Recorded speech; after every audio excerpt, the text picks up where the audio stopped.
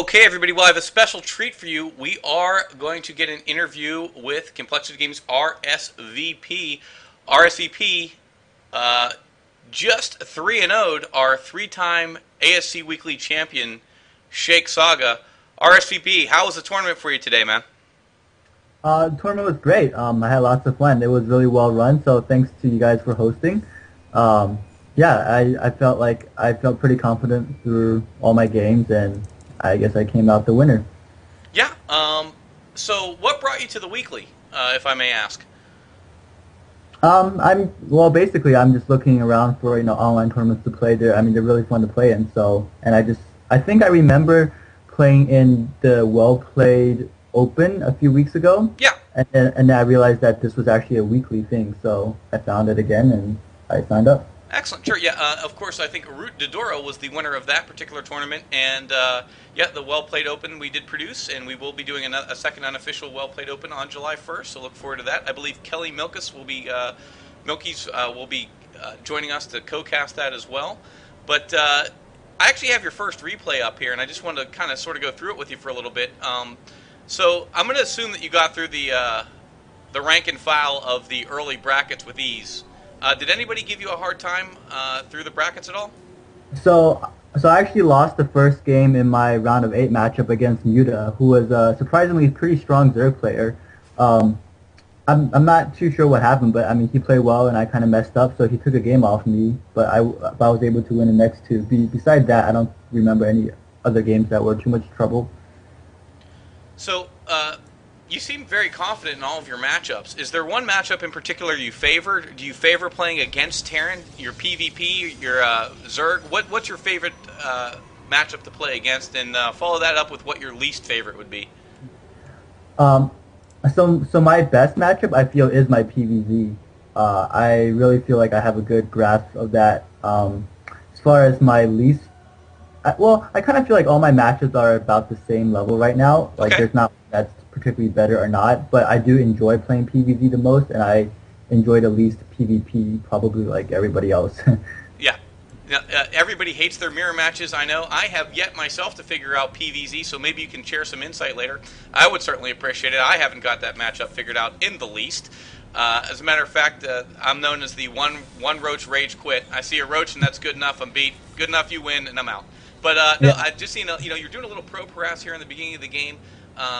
I don't know if you've ever spied any of Shake's games or anything. I'm going to assume no, so this was the first time you were going to go up against him. Something to let you a little bit know about Shake's style. Shake has got great map awareness. He seems to be able to find proxies with ease, find ninja expansions with ease. Now, you did open up with his proxy Void Ray, which had done very well for you previously in the tournament. I don't think it did the damage or had the effect you wanted it to, however, in this one. He was a little bit more marine heavy. What were your thoughts after that kind of failed to do any damage? Well, so this proxy void gate or proxy void ray strategy, it's basically only a 2-gate stargate, so it's not really an all-in strategy. Mm-hmm. So I know he deflected it pretty easily, partly because I kind of let my 3 stalkers get caught in the middle of the map. So as soon as that happened, I'm like, oh no, well there goes this opening. But I mean, because I was constantly still making probes, and I saw him lay down his expansion about the same time I laid down mine, I knew that the game was still pretty even at that point.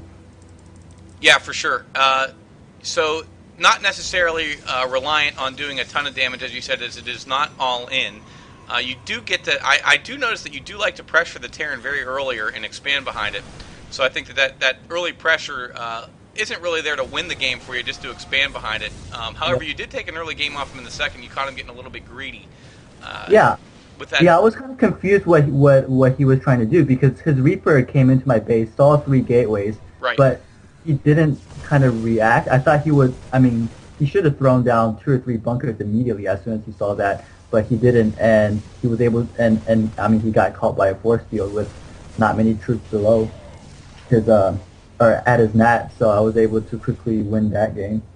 Yeah, that was really out of his playstyle. Myself and Sleeper Cells, while we were commentating, we have commentated before on Shake multiple times, and the whole thing was it just didn't look like that normal Shake. I think he might have been a little bit.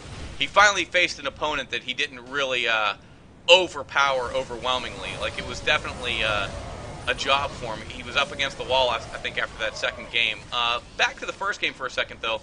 Hmm. There was a point where you're at your fourth, and he finds your fourth, he drops it, and your army was moving across. But I believe you had a lone probe at the Zalnaga, which caught his full force uh, getting ready to engage, and it allowed you to go ahead and get your army back from that fourth, back into position, because you were a bit out of position there for a minute. Yeah. And how did you feel about that engagement? Were you pretty confident going into that, seeing as though you did see him the whole way going up? Yeah, so I knew that because I got my third base slightly before him, I was probably at somewhat of an advantage, especially because I was prepared and was Mm-hmm. able to position my army to battle his. So, I mean, as soon as I saw his army moving across, I knew that if he attacked me, I would be in a good position to hold. Gotcha. Yeah, it was a very great game to watch, very entertaining. Our chat was going crazy, I know, because they love big engagements, and there was a lot of action around the 17-minute mark, and it certainly provided for good entertainment. I noticed that you like to get Phoenix out, and not a lot of your silver through platinum Protoss. They rarely use that, especially versus Terran. Now, is that to go ahead and counter Vikings to keep your Colossi alive? I would imagine. I would assume. Is that what you use them for, or is it a Yeah, harass tactic, or just is it just there to basically keep those Vikings from dominating those Colossus? yeah. Basically, the only purpose of it in late game is to fight Vikings. I mean, during the early and mid game, if you have a few Colossus and they have a few Vikings, usually you have enough stalkers to kind of deal with it. But when they get that large, huge cloud of Vikings, there's really no way to just battle it with only stalkers, especially like on a map like Meadow where it's not exactly wide open, so you can't always get good blinks to snipe off Vikings. So on a map like that, I find that Phoenix really help in the late game to keep your Colossus alive. Yeah, so actually, we're not going to go over game two because that's exactly what you did. You did keep the Colossus alive, and they were obviously able to reign supreme over the Terran there toward the end as his bio melted under the pressure of it. Of course, game two was a quick game. You caught him getting extremely greedy. Not much to say about that, but I do have some questions about the game on Test Bug. Mhm. And so the chat wants to know the same thing. Were you at all nervous making all of those sentries? Weren't you worried they were going to get sniped? By what? Well, I mean, he did. I believe. I'm not sure if I'm going to see in a second if he had stim completed, but just his bio army. I mean, it was. I said it was almost like a unit composition versus that you were going to play a Zerg against. You saw a very sentry heavy play, and you were able, of course, to trap that bio in there and let those zealots do work. But actually, Lyotab from chat wanted me to ask you. Had they gotten sniped, if he caught you off guard, didn't see it coming, where would you have gone from there? Well, so I guess part of if you do the sentry heavy play, you have to have good map awareness to make sure that you don't get your army caught out of position. But I mean, other than that, if you're prepared and ready and know where his army is, then there's really, I mean, it's actually a really safe build because with good force fields, I mean, there's no way for him to snipe your sentries without like losing half his army. So like actually, if you watch a lot of games by say like MC or like ASCWeekly or a lot of the other top Protoss players, they seem to really favor like a 3-gate expand heavy sentry style Yeah. as well. So, yeah, I mean it's a really good strategy as long as you can kind of have good map awareness. Yeah, so basically what you're saying is if you're going to do this, don't get caught by surprise. That's the key to this working, obviously. So there you go, Lyotab. The best way to do it is not to get caught off guard. You have to have good map awareness if you're going to go ahead and go sentry heavy. And then good map awareness means like in the early and mid game to keep probes, in front of this base to take the watchtowers, and then mid and late game to have observers and proxy pylons all over the map. Yeah, did you have a lot of experience with Test Bug? Have you been playing that map a lot? So because I ladder a lot, I guess Test Bug is one of the maps I don't have as much experience on. But I mean, I've been playing a lot of tournaments recently, and Test Bug is generally in most tournament map pools. So I do have a decent amount of experience playing on Test Bug. Okay. So pretty much going into this game, you're up 2. You got to feel pretty confident. You looked very solid with those gateway units. And, one of the things as a Protoss I worry about is not having enough firepower against that bio ball or any early aggression from the Terran, like a 2 racks or some sort of early pressure, but you seem to throw it back in their face and say, hey, I'm here. I don't care if you get a stray zealot because I have more on the way. And you really engage gateway heavy. Is this a style that you think we're going to see more of in competitive play and more of on the ladder?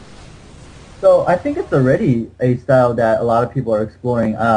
People are finding out that Colossus isn't always the answer to everything. There's definitely other viable alternatives. And like going back to examples like from the MLG last week, if you watch MC's games, he basically in every single PvT he would open 1 gate expand, follow up with 3 gateways, a Twilight Council, and then 3 more gateways. So so his build, he got Blink faster, and then he got Twilight upgrades faster. But the basis of his army was still mass gateway with a lot of sentries. Yeah, no, for sure. So MC's doing it. I try not to emulate MC just simply because I know I don't have the control he does, and I'm actually going to try not to emulate you because you have MCS control yourself. Of course, being a top Grandmasters player, I guess that goes hand in hand. Will you be competing in MLG Anaheim? Yeah, that's my plan. My plan is to be at every single MLG this year. I will see you in Orlando then, for sure. Definitely hook up in Orlando. You can come over to Team Tumba. Team Tumba, of course, my team, which consists of only casters and bronze players, so you'll have a blast there. You're more than welcome to come over. But in all seriousness, real quick, GSL prediction, Slayer's Alicia, the only remaining Protoss. Do you think he can pull it out, win the GSL? To win the GSL? The Open? Excuse me, the mega massive tournament they currently have going? Well, I'm not sure if he can win the entire thing, but I think he can definitely get past another round or two. The whole Slayers team has been really surprisingly strong. Like I did not expect them to, really do as well as they have recently in, the GS Team League, all the tournaments, even MLG with MMA winning it all. But yeah, they've been surprising me with how good they are with given some practice. So I definitely think Alicia can definitely go at least another round or two. And of course he's the only Protoss left, so I'm definitely cheering for him. There it is. So what is next on your calendar other than the MLG? Where can we find you? Do you have a stream? What's up with Complexity's RSVP? Tell us a little bit about yourself. I do not have a stream, but I am looking to get one in the near future. As soon as I get a better computer, so I could, actually stream at a decent quality. Of course. But there's not too much going on. I'm just trying to play in a lot of online tournaments, practicing on ladder, practicing with my teammates, preparing, for the big lands like MLG. Yeah. So basically, any online tournament you'll probably see me in. I know that Team Liquid just announced a new series of TL Opens, and that's every Saturday, so I definitely plan on playing on that. Very awesome. Can't wait to keep an eye on you there as well. Now I've got 2 favorite players. I can watch XM Shake Saga, and I can watch RSVP. I'm so excited about that. So lastly, any shout-outs you have for anybody? Yeah, I'll give a shout-out to my team, Complexity Gaming. They are great. Love all the people there. And also, I guess, to my sponsors, PNY, Origin, Creative, and QPad. They've been great sponsors, and they've supported me really well. So thanks. Oh, and also thanks to ASCWeekly for setting up these awesome tournaments. Oh wow! Thank you very much. Can we count on you on coming back in the near future?